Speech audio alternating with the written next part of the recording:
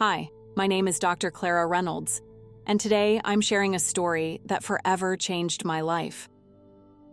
On March 15th, 2015, I was standing in a conference hall in Chicago, delivering a keynote speech to hundreds of fellow doctors and medical professionals.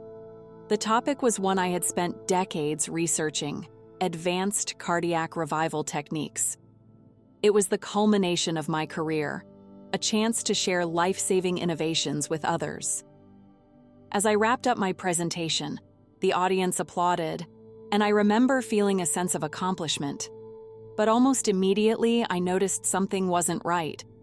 It started as a dull ache in my chest, nothing too alarming at first. I thought, it's probably just stress or dehydration. But within moments, the ache turned into a sharp, radiating pain that spread across my chest and into my left arm. My training as a cardiologist kicked in, and I recognized the symptoms immediately. I was having a heart attack. The realization was terrifying. I was surrounded by some of the best medical minds in the world, yet in that moment, I felt vulnerable and powerless. I turned to my colleague, Dr. Andrew Lin, and managed to say, "It's my heart. Something's wrong." He didn't hesitate. "Get a chair!" he shouted to the room, rushing to my side. Someone helped me sit down, and I remember him kneeling in front of me, asking questions. "Is the pain radiating? Are you short of breath?" But before I could answer, everything went dark. I collapsed onto the floor of that conference room. My heart had stopped. For the next 17 minutes, I was clinically dead. There was no heartbeat, no brain activity, nothing. My colleagues worked tirelessly to revive me, performing chest compressions and using a defibrillator, but the situation was dire. The moment my heart stopped, something incredible happened. I felt an overwhelming sense of release, as though I had been carrying a heavy weight my entire life, and it had suddenly been lifted. I was no longer in my body. I found myself hovering above the scene, looking down at the chaos unfolding in the conference room. It was surreal to see my own body lying there, motionless, while my colleagues worked frantically to save me. I could see everything in perfect detail. The way Dr. Lin's hands moved as he performed chest compressions, the beads of sweat forming on his forehead, the defibrillator pads being placed on my chest. I could even hear their voices as if I were standing right beside them. "Charge to 200! Clear!" someone shouted. I watched as the team worked tirelessly, their faces filled with determination and fear. Despite the frantic scene below, I felt no fear or pain.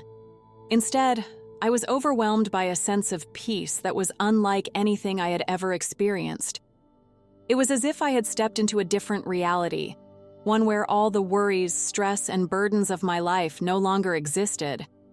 What struck me most during those moments was how vividly I could perceive everything around me. My vision was clearer than it had ever been, even though I wore glasses in my physical life. I could see the smallest details, the texture of the carpeting, the way the light reflected off the metal edges of the medical equipment, even the faint flicker of a faulty ceiling light in the corner of the room. It wasn't just my sight that felt heightened. I could hear things with perfect clarity, the subtle hum of the machines, the sharp urgency in Dr. Lin's voice, and even the distant murmurs of conference attendees outside the room who had no idea what was happening inside.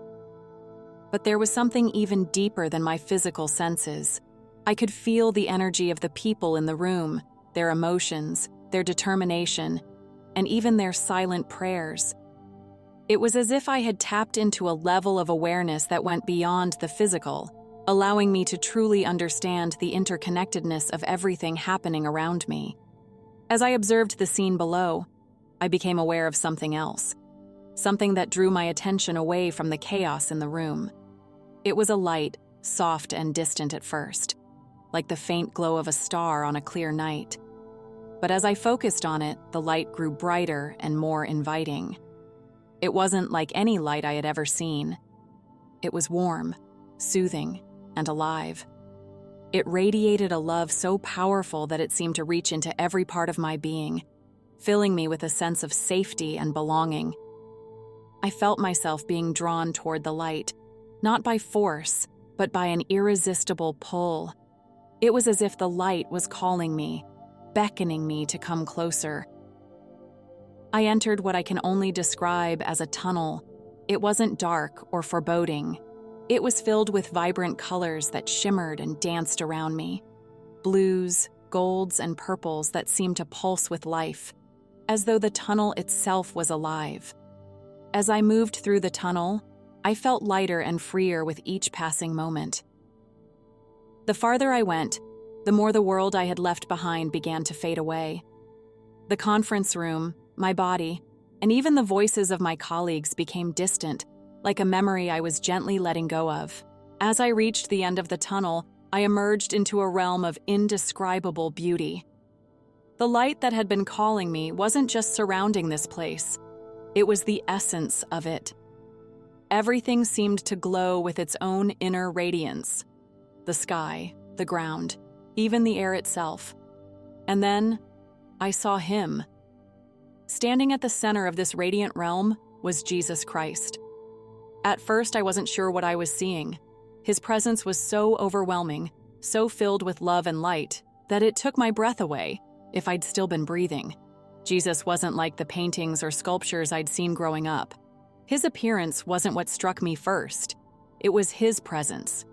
He radiated a love so pure and unconditional that I felt it wash over me, filling every part of my soul. When he looked at me, I felt completely known.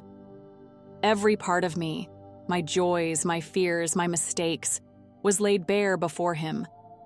But instead of judgment, I saw only compassion and love in his eyes. He smiled at me, and without speaking, I understood what he was saying.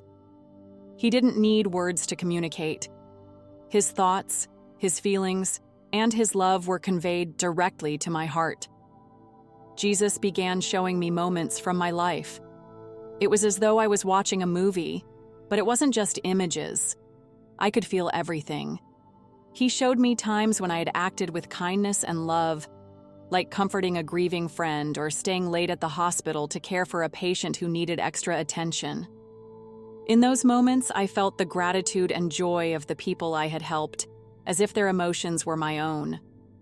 But he also showed me moments when I had been impatient or unkind. I saw times when I had let stress get the better of me, snapping at colleagues or neglecting opportunities to show compassion. I felt the hurt and disappointment I had caused others, and it was heartbreaking. Through it all, Jesus never condemned me. His love never wavered. Instead, he helped me see my life through his eyes, with clarity, honesty, and grace. He said to me, "Every choice you make matters. Love is the greatest gift you can give." Then, Jesus showed me something even more profound.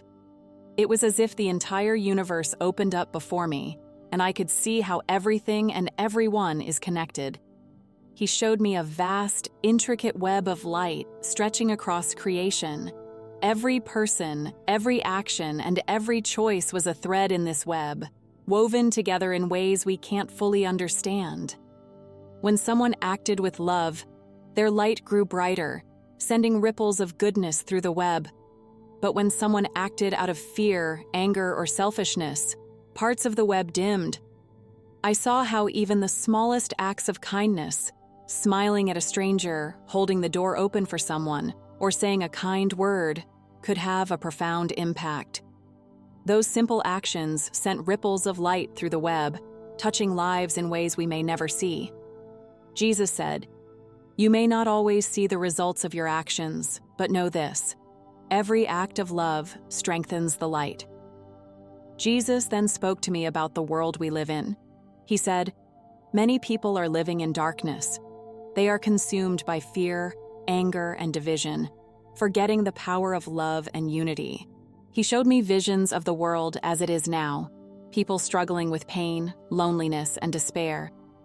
But he also showed me what could be: a world where people chose love over hate, forgiveness over anger, and hope over fear.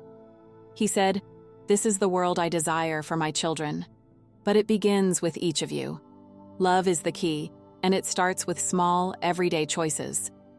After what felt like an eternity in his presence, Jesus told me something I didn't want to hear. It wasn't my time to stay. He said, "Clara, your mission on earth isn't finished. You have work to do. Share what you have seen and help others understand my love." I begged to stay. Being in his presence was the most beautiful experience I'd ever known, and the thought of leaving felt unbearable. But Jesus reassured me, "You are never alone. I will be with you always. My spirit will guide you." With that, I felt myself being gently pulled away.